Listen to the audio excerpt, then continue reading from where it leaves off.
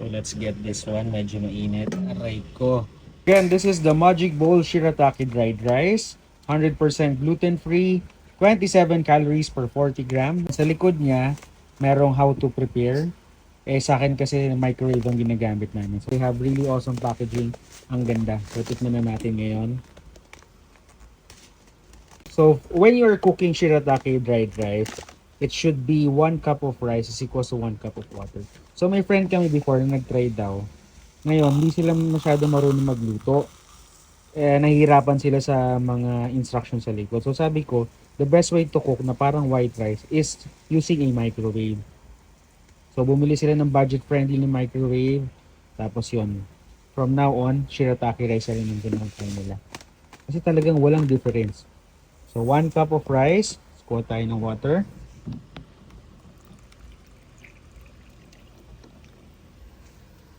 One cup of water.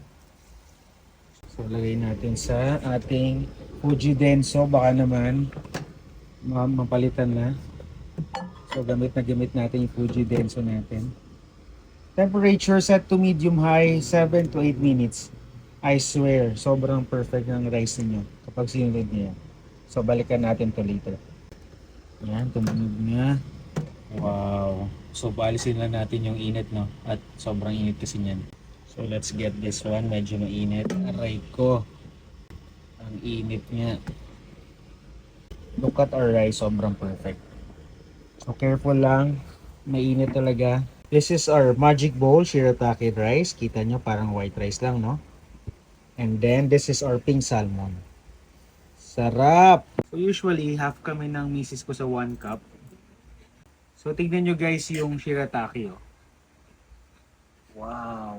Parang white rice na talaga. So, kain tayo. Salmon plus shirataki rice. Itong rice, no, parang hindi rin siya talaga shirataki. Para siyang white rice lang. So, if gusto nyo i-try din to, click the yellow basket, then order na kayo.